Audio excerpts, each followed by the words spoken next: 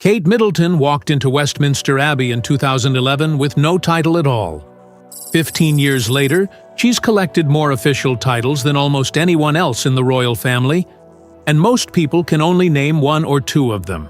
So let's actually go through the list. All of it. The ones you know, the ones you've never heard of, and one honor that no royal spouse in history has ever received before her.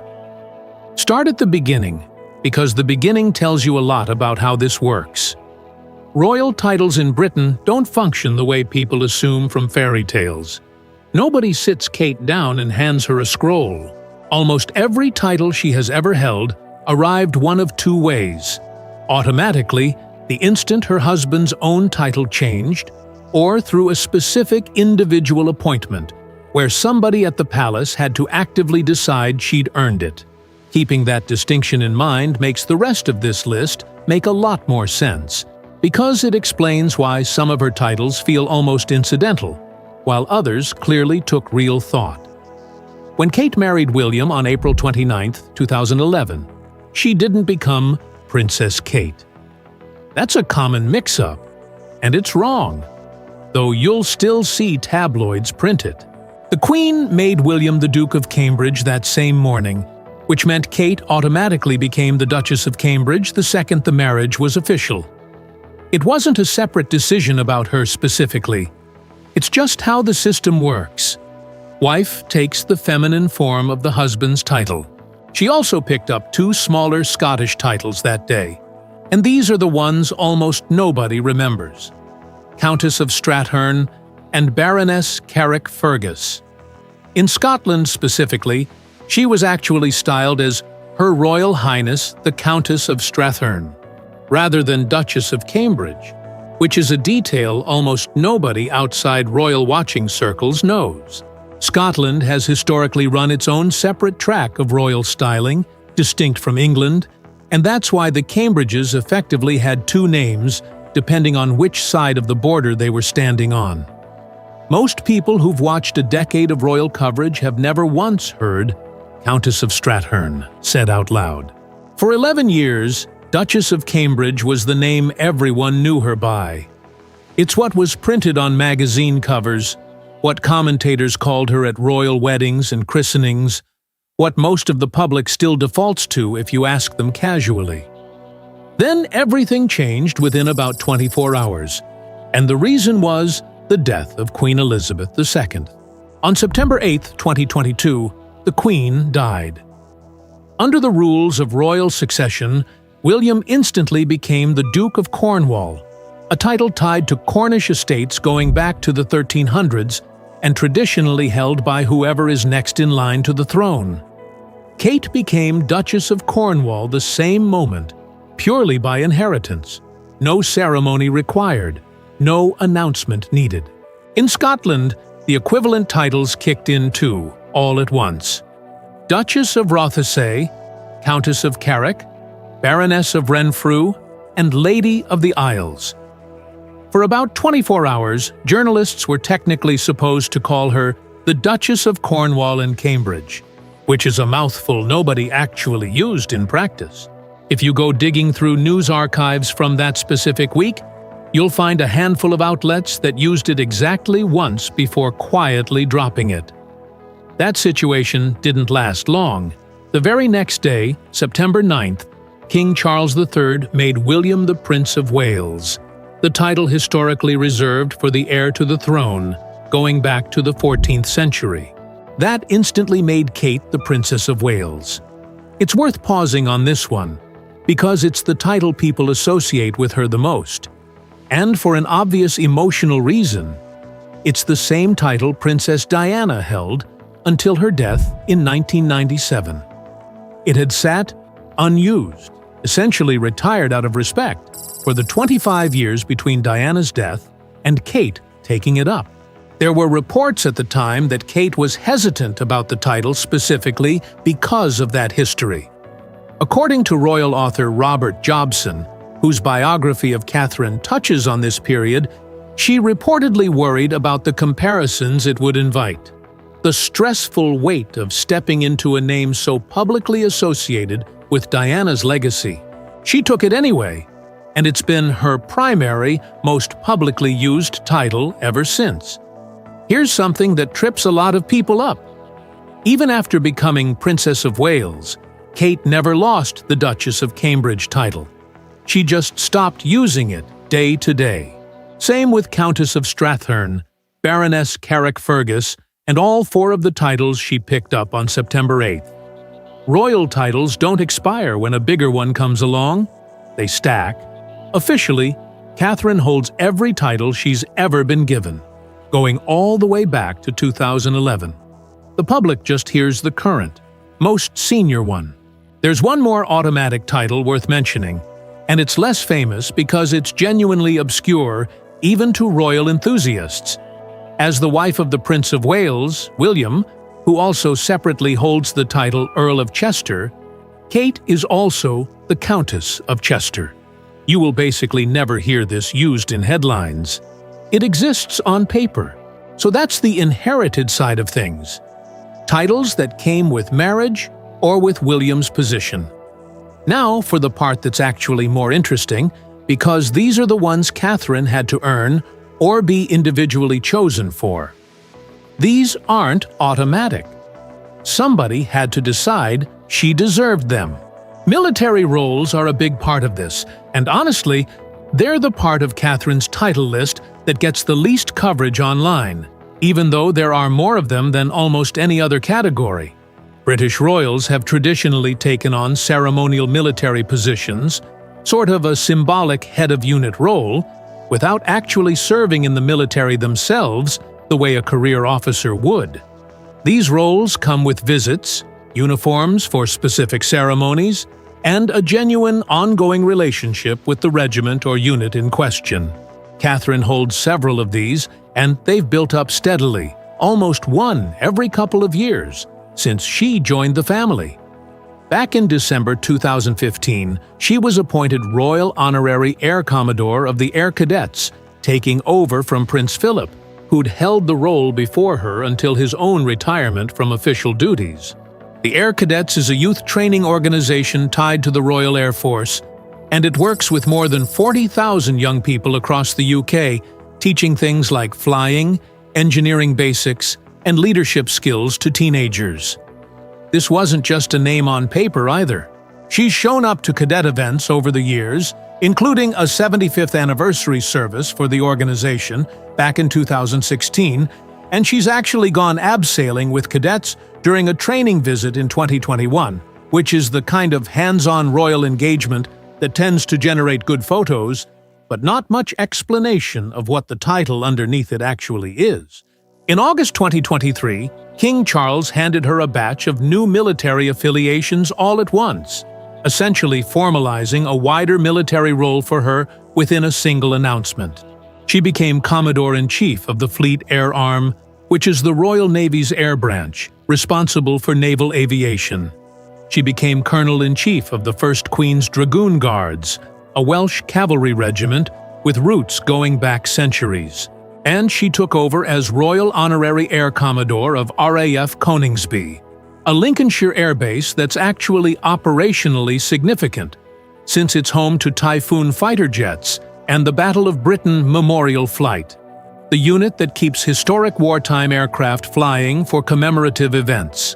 That specific role used to belong to William himself before it was handed over to her, which is a small but telling detail. It shows these appointments sometimes get passed between family members as their public duties shift. There's also the Irish Guards connection. She holds the title of Colonel of the Irish Guards, a regiment with a long, storied history in the British Army, one that's paraded at events like Trooping the Colour, and that she's inspected in person on official visits. And then there's a naval one that doesn't get talked about nearly enough. She's the sponsor of HMS Glasgow. That's the first ship in the Royal Navy's new Type 26 frigate class, which is currently being built and will eventually replace older frigate classes in active service. Ship sponsorship is an old naval tradition, older than most of the other titles on this list combined. where a specific person is symbolically tied to a vessel for its entire service life, present at its launch, and often at key milestones afterward. It's sometimes described informally as an honorary godmother role for the ship itself, and it's genuinely one of the odder, more old-fashioned corners of how the monarchy still operates. Now here's the title that actually makes her unique among every single royal spouse in British history. And it's the one most casual royal watchers have genuinely never heard of, which is a little strange given how significant it actually is. On April 23, 2024, which is St. George's Day, the palace released its regular list of honors, the kind that usually gets a brief mention in the news and then gets forgotten within a week. Buried in that particular list was something genuinely unprecedented. Catherine was named a Royal Companion of the Order of the Companions of Honor. To understand why that matters, you need to know what that order actually is and how differently it works compared to everything else on this list. King George V founded it back in 1917, specifically to recognize outstanding achievement in fields like the arts, sciences, medicine, and public service. Not birthright, not marriage. Actual individual accomplishment. It's an extremely small club by design. At the time of her appointment, it had roughly 65 living members total, capped by the order's own rules, and the list includes names like Elton John, Paul McCartney, and J.K. Rowling. These are people who got in because of what they personally did, whether that's decades of music or literature or scientific work, not because of who they married or which family they were born into. That's exactly what makes Catherine's inclusion stand out. Every other title on this list, all the duchesses and countesses and colonel-in-chiefs, trace back in some way to her marriage into the royal family. The Companions of Honor doesn't work that way. It's the one line on her entire resume of titles that isn't fundamentally about William. Catherine became the very first member of the royal family ever admitted to it. Not the first woman. Not the first in a generation. The first, period, in the order's entire history going back over a century. Through multiple monarchs and thousands of individual appointments across other fields. That's a real, specific distinction. And it's genuinely surprising how rarely it comes up compared to titles like Princess of Wales that get repeated in basically every headline about her. There's one more honor worth including, even though it predates most of what we've covered and gets even less attention. Back in 2019, she was made a Dame Grand Cross of the Royal Victorian Order, usually abbreviated GCVO. This one's a bit different from the others because it's specifically a personal gift from the monarch, given in recognition of direct service to the sovereign personally, rather than a title tied to a role, a regiment, or a marriage. It's one of the few things on this list that came directly from the late Queen herself, based on her own judgment of Catherine's service, rather than from any automatic rule of succession. So, if you're keeping a running list, here's essentially everything. In one place: Duchess of Cambridge, Countess of Strathearn, Baroness Carrick-Fergus, Princess of Wales, Duchess of Cornwall, Duchess of Rothesay, Countess of Carrick, Baroness of Renfrew, Lady of the Isles, Countess of Chester, Royal Honorary Air Commodore of the Air Cadets, Commodore-in-Chief of the Fleet Air Arm, Colonel-in-Chief of the 1st Queen's Dragoon Guards, Royal Honorary Air Commodore of RAF Coningsby, Colonel of the Irish Guards, Sponsor of HMS Glasgow, Dame Grand Cross of the Royal Victorian Order, and Royal Companion of the Order of the Companions of Honor. That's roughly 18 titles and honors for someone who, as of this year, has technically been a working royal for about 15 years. Compare that to how long it took some other royal spouses to build up a comparable list of military affiliations and honors, and it's a genuinely fast accumulation. Though it's worth being honest about why. Her role has expanded steadily since 2011, and the death of the Queen in 2022 alone triggered 6 automatic title changes in the span of 2 days. It also helps to remember that these titles fall into 2 very different buckets, and mixing them up is where most of the confusion online comes from.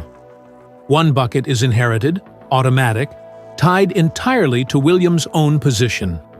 Cambridge, Cornwall, Rothesay, Carrick, Renfrew, the Isles, Wales, Chester.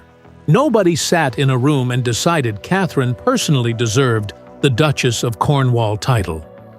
It just happened the instant William's own title changed, the same way it would have happened for literally anyone he married. The other bucket is earned or individually granted. The military appointments, the ship sponsorship, the Royal Victorian Order, and especially the Companions of Honor. Those required someone, usually the monarch personally, to make a specific decision about her specifically.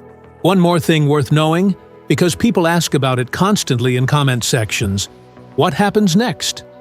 When Charles's reign eventually ends and William becomes king, Catherine's title changes one more time, automatically, the same way it has every time before.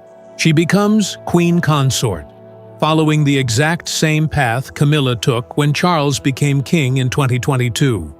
It's not an honor that gets granted through a ceremony or an announcement from the palace on some future date. It's built directly into the structure of succession itself, the same mechanism that turned her from Duchess of Cambridge into Duchess of Cornwall within a single day back in September 2022. So next time someone tells you Kate Middleton is just a duchess, or throws around Princess Kate like that's her actual legal name, or claims she's been handed some vague, unnamed, most powerful title in the monarchy, you've now got the full, accurate rundown instead. It's a longer list than most people realize, built up piece by piece since 2011, and the most interesting entry on it isn't even the one everyone already knows. It's the Companions of Honor appointment, the one that almost never makes the headlines, despite being the single title on this entire list that has nothing to do with who she married. If you found that detail as surprising as I did when I first went looking into this, that's usually the sign a video's worth sharing with someone else who's confidently misusing Princess Kate in a group chat somewhere. And if you want more breakdowns like this on how royal titles and succession actually work underneath the ceremony and the headlines, that's exactly the kind of thing this channel covers. Before you go, a few quick answers to the questions that always show up in the comments on videos like this one. Is Catherine ever officially called Princess Kate? No. It's not how the British monarchy styles anyone who married into the family, rather than being born into it. She's Catherine, Princess of Wales, full stop. William, by contrast, was born a prince, so he can be Prince William. That asymmetry trips up a lot of people, including plenty of professional headline writers who should probably know better by now. Does she outrank Camilla, the Queen Consort? No, and this one comes up constantly too. Camilla currently holds the more senior position as the wife of the reigning monarch. Catherine's position, as the wife of the heir apparent, is senior to most other working royals but still below the Queen Consort until Charles's reign ends and William takes the throne. Could any of these titles be taken away? In theory, yes. Some of them could be removed by the monarch, the way Prince Andrew's military affiliations were stripped in recent years following his own controversies. But there's no indication of anything like that happening with Catherine's titles, and nothing here suggests otherwise. It's just worth knowing the mechanism exists. What's the actual difference between a duchess and a princess, rank-wise? It's genuinely not as simple as princess beats duchess.